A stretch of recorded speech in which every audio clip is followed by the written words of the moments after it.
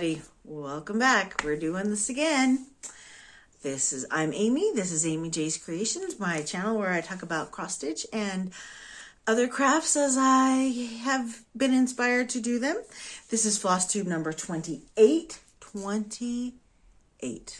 Doing this for over a year. Still doing it. Still feels a little weird, but I like having a place where I can ramble on and on and on without judgment about my cross stitch. Let's just dive right in, shall we? Okay, last episode I showed you a finish. And then some beautiful person, I believe it was Sue, yes it was Sue, pointed out in the comments that my geese in my True North sampler from Twin Peak Primitives were, I'm trying to find a little board here to put on the back. We're not Canada geese because they were pure white, which makes sense because Twin Peak Primitives, the twins are from the Netherlands. And here in Europe, our geese are beautiful, snowy white geese. They're also mean as heck, but that's another story. But she pointed out that, yeah, clearly they hadn't been to Canada because those are not Canadian geese. And I got to thinking and I was like, yeah, she's right. So I Googled Canada geese and I changed my geese. Let's see, is that gonna let's see, my light, I'm gonna move my camera here. There we go. Light's not so great today. There we go. There's my geese. Now I was lazy. I didn't want to recount the positioning of these. So I just stitched over it. But there, now's my really, really finished True North sampler, Twin Peak Primitives, ready to be ironed and framed for Canada Day on July 1st. Oh my gosh, I love the geese. I'm so happy she pointed those out, and I'm happy I took the time to change. Sorry, I'm just gonna make you seasick here. My camera for some reason is really funky today. Hold on a second. All right, that might work a little better. I closed the drapes behind me. Okay, so then after I finished that, I showed that I had my Pride and Prejudice blessing from Lindy Stitches. That was on my next thing on my whip go, and that is now a finish. Let me try to hold this up here. There we go. There it is. My light is going crazy today. I love the colors. Now I did change the big words right here were supposed to be a very, very dark blue, and I changed them to a more teal blue. It was one shade darker than this teal that was the called for color. I liked it better because the other one looked almost black. At least my dye lot of that DMC number looked almost black, and I prefer a tealy blue, so I changed it. But can't wait to get this framed and hung up as well in my little craft area. So after I was a super good girl and I had finished both my whip grow numbers, keeping up so far, I've met all my whip grow goals for every month, which makes me very happy and shows that I did not choose too ambitious of goals. Also that I don't stitch HAIDs or full coverage so that I can make more realistic goals and get some progress. But anyway, so as my reward, I was able to do a new start. And I chose the freebie, Home is Our Safe Haven from Little Stitch Girl. I found this on, I believe it's on the Fat Quarter Shop blog. Now I also changed a couple things on here. This writing and some of the flowers right in this wreath were supposed to be a light purple. I like purple. I like purple very much. But I was in a blue mood, so I changed it to the blue. My plan is I have my dough bowl that I found at the Swiss Goodwill store in the mountains, and I want to make a whole bunch of like little home sweet home, home is our safe haven, there is love in this home, that type of things, pillows to fill in that dough bowl for in between the time between spring and when I set out stuff for Canada Day and July 4th and August 1st. Because that's kind of a big chunk, right? It's most of May and it's most of June. And so I thought that would be kind of fun. I don't need a whole lot of things. I don't do bees theme because bees kill me. I'm allergic to bee stings and I don't want to. I mean, there's some really, really cute bee stitching patterns out there, but I don't like to be reminded of my impending death constantly. So I don't do those. But I thought a little dough bowl full of some home ones would be cute. So I did that. Oh, I did change this green, was a lighter green. It would have made the steps going up to the house stand out better. But green grass here, well, grass here in Switzerland is green.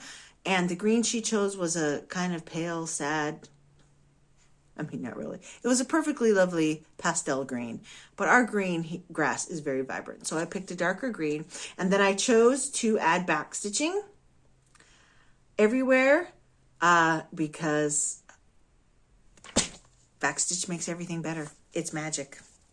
So there is that. This is on, it's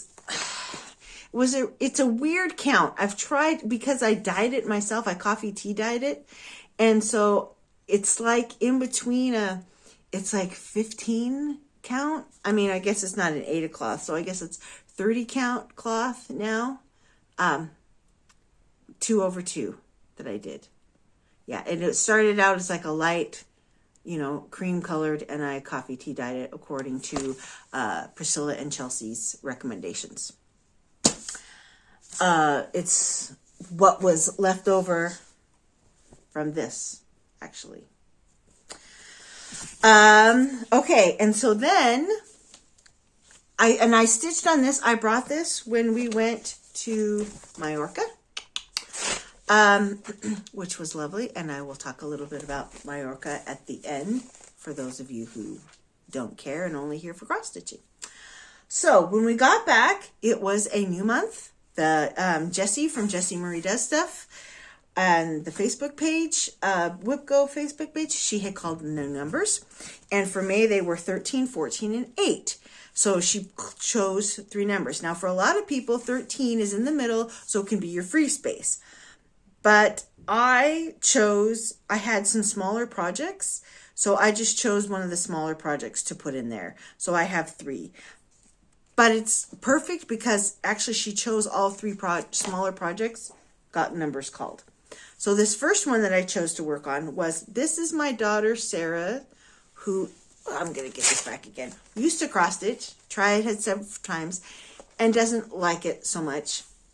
She thought she would, and maybe she will when she's a little bit older. Right now she's kind of in school, and she thought it would help relax her, but instead it just stresses her, so we're going to remove that. She started this bookmark for herself, and the pattern is in this awesome book that is in German from that I was gifted from a good friend who does not cross stitch but knows that I love it, and it's got a lot of really fun alphabets in it, and I have made tons of bookmarks for my kids using a lot of these different alphabet sets over the years. And Sarah wanted a new one, so she thought she was going to do this really pretty flowery one. But she got started and she got frustrated, and so my goal was to finish this. But it's on much bigger count Ada. We chose that purposely to make it easier for her. But I didn't want to stitch on this, and there were some errors in here, which I think is why she got frustrated and stopped. And I just decided that I was going to check that whole thing and restart it. So I did. And I finished it. So here it is. I will turn this into a bookmark for her and gift it to her when she comes home for summer vacation. I did change, the butterflies were originally supposed to be a blue. She does like the color blue, but we also like purple, and I just felt like the warmth of the pinky flowers needed a warm butterfly color, so I changed it to purple. And then where this is dark, in the original pattern, it was supposed to be the light green, and we switched them.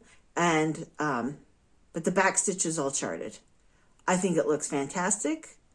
I really like it. I kind of guessed on the spacing, but I think it turned out pretty good. And that's going to be a really cute, fun bookmark.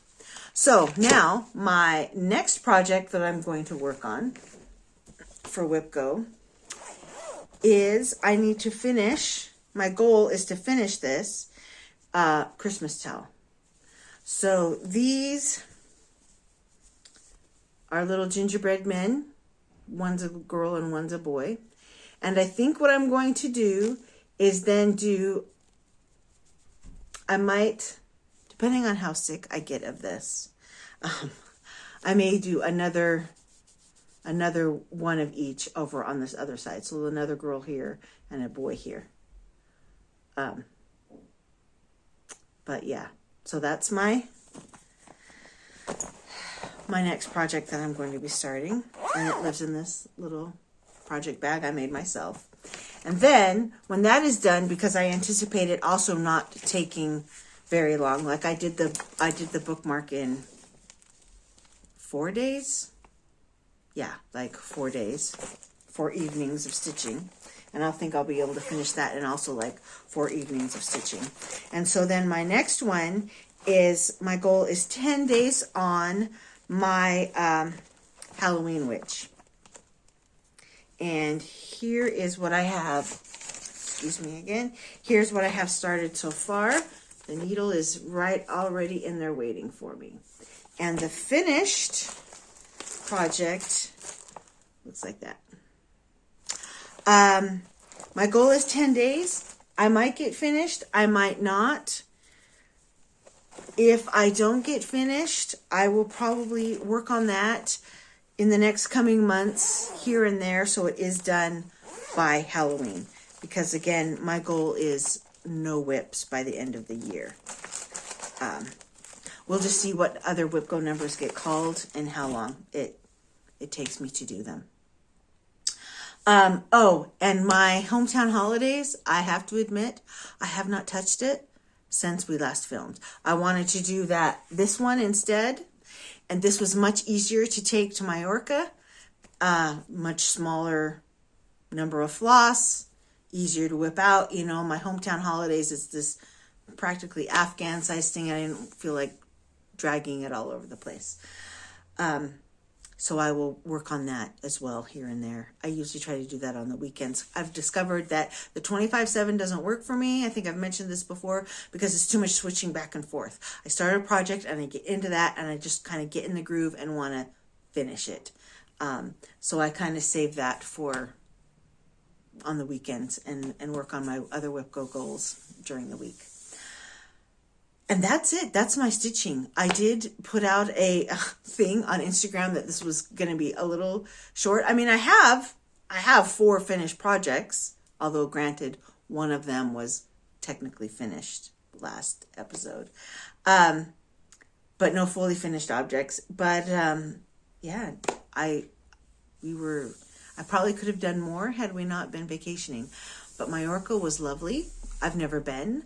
I was very surprised at how green and lush it was, because it's really hot, and so I always kind of thought it was going to be super, super deserty, but it's not. Very, very old. At one time we wanted to go see a bunch of different towns that were up along the coast, where we were staying in a resort kind of in the middle, and we wanted to go see some beaches and some other things. And we got on the car and our GPS navigation system was like, you can't take the fast highway route. There's a lot. We were getting on the road during high traffic. I can't think of that word. Rush hour. And so it redirected us through the middle of the island, and we went around one mountain and back down again, total switchback, and then up another one and then back down.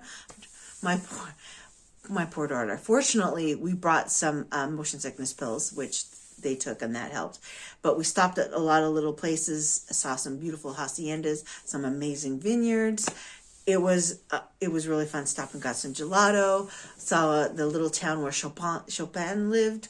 I don't know if I'm saying that right. Chopin? Anyway, with his girlfriend George Sands.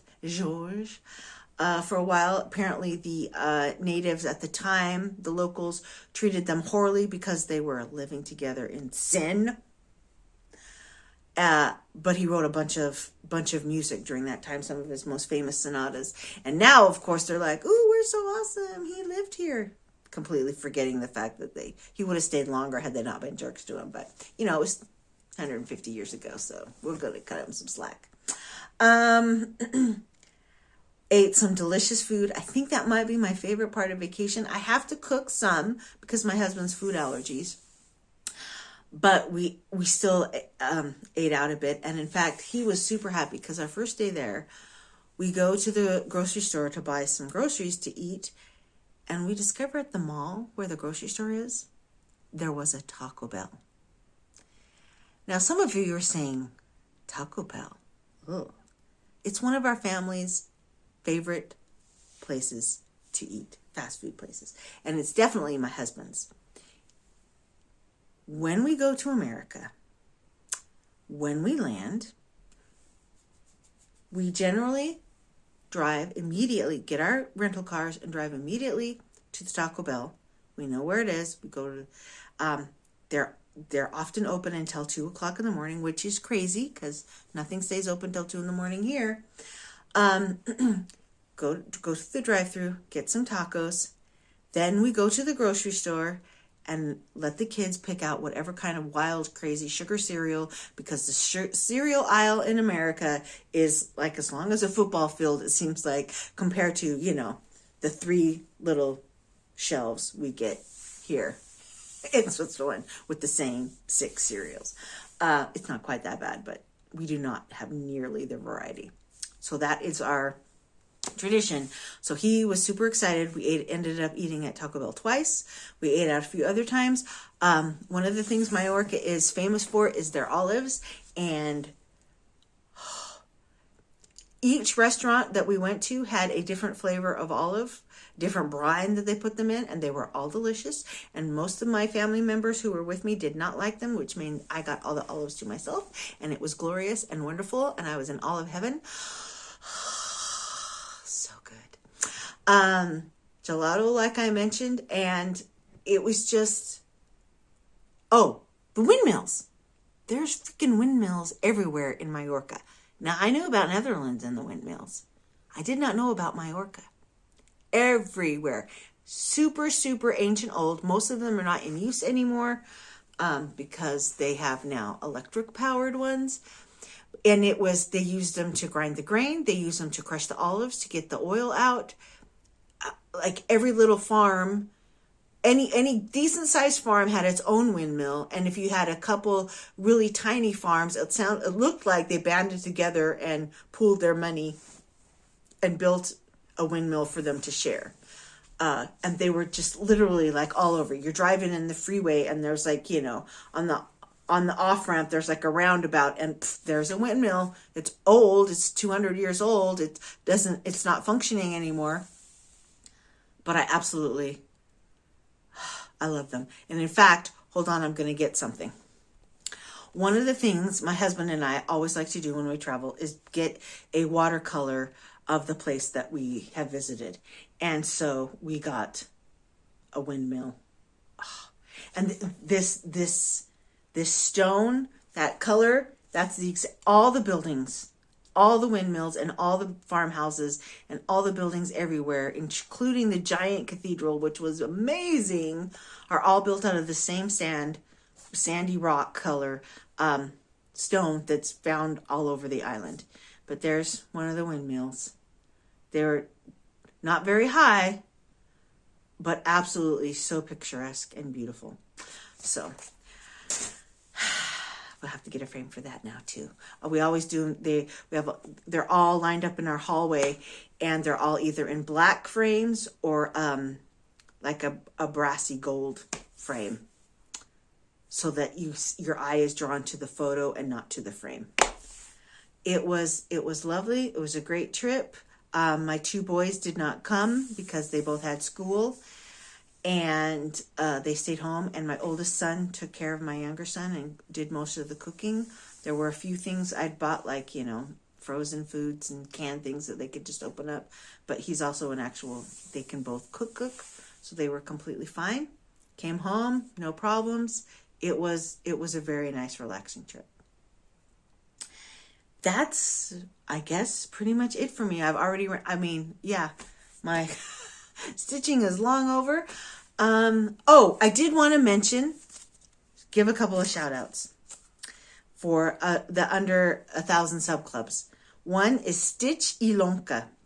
You spell it, I'll put it down in the description box. I didn't put anything in the description box last time. I'm sorry about that. But I will put a link to her channel down there.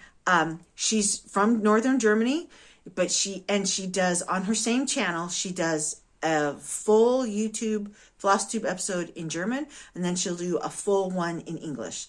I actually prefer listening to her English or German ones, because it helps me hear more German, and I'm learning more terms, which is good.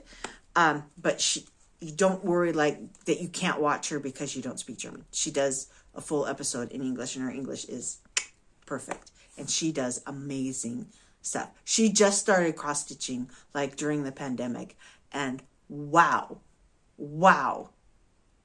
she does great stuff.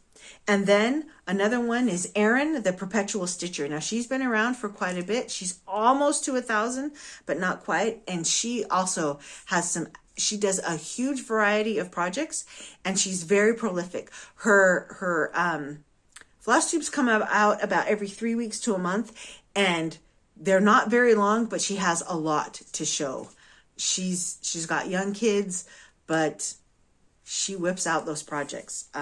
And she just seems like a really nice person. She's easy to watch. So there's that. Thank you for watching. Thank you again for all those who have been with me since almost the beginning. My numbers are staying pretty steady, which means, I've got some dedicated viewers. I really appreciate that. Continue to make comments down below. I like that back and forth. This last little bit, I haven't been so good about actually answering all the comments, but I do try to heart them all, but it makes my heart happy to read them. And if you have found me and are brand new, please subscribe if I seem not too irritating.